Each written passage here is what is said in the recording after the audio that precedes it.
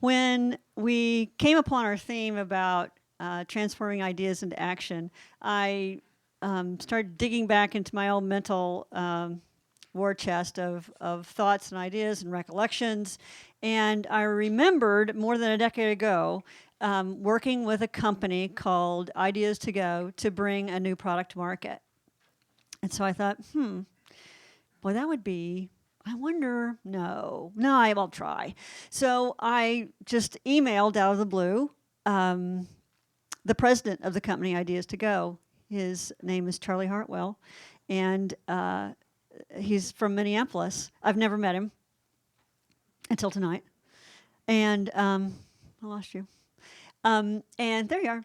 And I am so thrilled I reached out to Charlie. We are ending with his talk very intentionally because it's about your role in transforming ideas into action. So here is Charlie Hartwell's talk, The Leader's Role in Transforming Ideas into Action.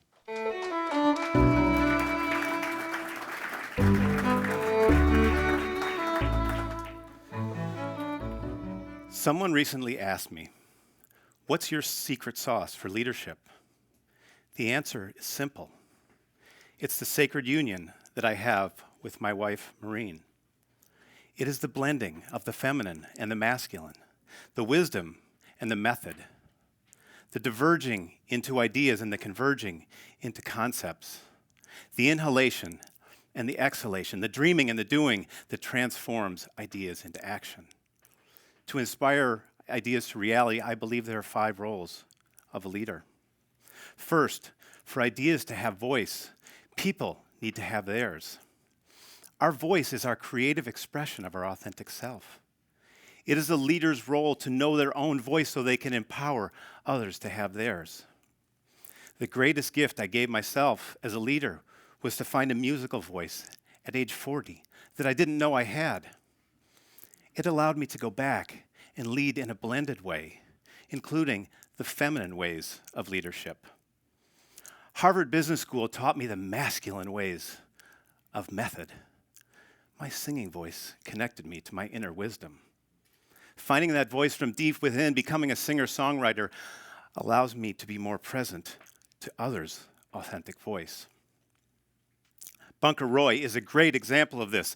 From the upper caste of India, he left that world to go dig ditches in rural communities. Those villages had no electric power, and he came up with a crazy idea to empower them. He founded Barefoot College to train illiterate grandmothers to become solar engineers. Barefoot brings them from third world villages all across the world to India to be trained for 6 months. They go back as expert solar engineers and literally light up their schools, their homes, their workplaces, and their communities, and restore the balance of power between the feminine and the masculine in the process. The second role of a leader is to listen and pay attention, to listen deeply to the people in your organization and their ideas. On a planet of almost 7 billion people, one of the greatest unmet human needs is to be truly heard. Most people rarely experience being heard, listened to, and acknowledged. And when you're not heard, you stop listening to your own voice, to the voice of others, and you stop sharing your ideas. A great example of this is the yes but response and attitude. To deeply listen, you have to hear what people are saying and not be influenced by your own projections of what's being said. It's hearing them without your filters, paying attention, and asking the inspiring questions. My daughter Marae told her mother something at age 6, which captures the essence of what I mean. She said, "Mommy, to be a leader, you hear with your ears and you listen with your heart." This is the job of a leader. The third role of a leader is to show the culture that freedom is possible. When I was being recruited to lead a company, I interviewed with all 32 employees. I asked each of them, what is it that you're looking for in a leader? Some of them said, we're looking for a savior.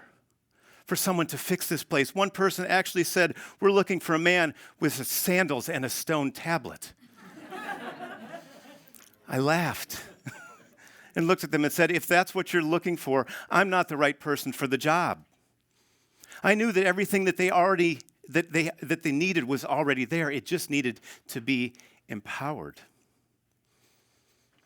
Within a year, the job of a leader is to hold that space for the potential to be unleashed. Within a year, we had increased sales by over 50%. In 1986, I co-founded Provide International in the slums of Nairobi, Kenya.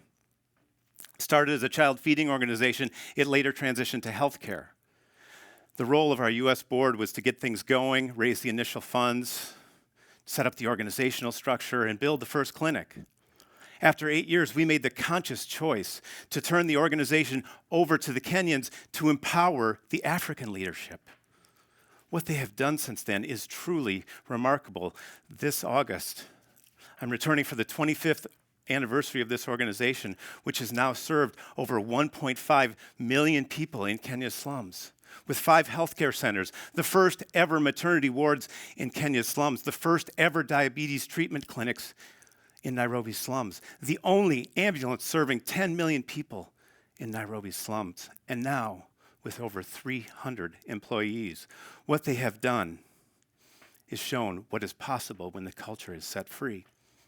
The fourth role of a leader is asking something greater than yourself for what you need in a way that allows something bigger to happen. In 1998, I co-founded the company Your Expedition with polar explorer Anne Bancroft under the mission to inspire and promote the achievement of dreams. We launched the history-making Bancroft Arneson Expedition with the goal of inspiring millions around the world. The expedition, 2 women pulling 250-pound sleds, 1,700 miles from sea level to 10,000 feet, average temperatures minus 20 below zero, in a window of 100 days and on the windiest continent on the planet. We had asked for something big to happen, but when the explorers got to the ice, the wind didn't blow. Not for days, not for weeks. They could pull their sleds 10 miles a day, but they could wind sail a lot further. They needed the wind, but the wind wasn't blowing. They were running out of food. It was becoming, we developed plans to pull them off the continent. It didn't make sense because we'd asked for something too big to happen. The wind wasn't blowing, and it was becoming a crisis.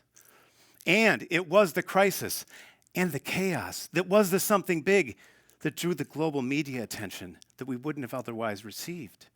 Because the media loves a crisis.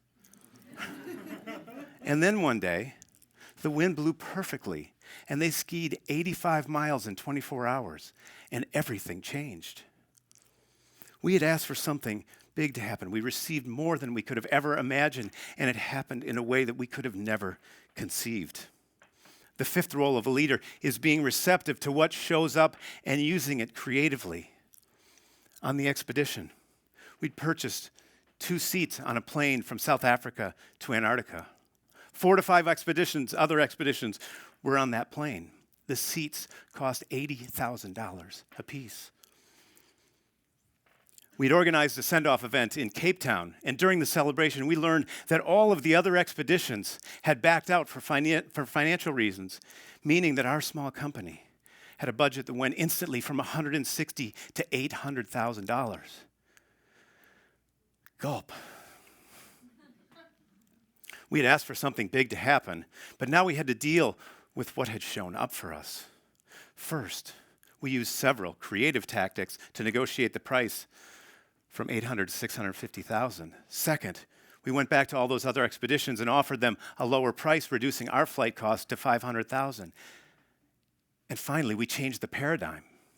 Before, we had purchased 2 seats on a plane. Now we owned the flight. So we loaded it with professional photographers, videographers, and the media. Before, we knew that the explorers could not transmit images from the ice till they got to the South Pole Station. Now, we could take images from that plane and bring them back with us and have those images. We turned a horrible situation into the best global media PR campaign I've ever been involved with because we owned and could distribute exclusively to media outlets around the world the images. We generated 2.2 billion media impressions because we creatively had to deal with what had shown up for us. I leave you tonight with 3 questions. First, do you know your own voice? Second, do you have the courage to allow others to have their voice? Finally, can you let go enough to allow something greater than yourself to assist you in manifesting your dreams into reality? Thank you.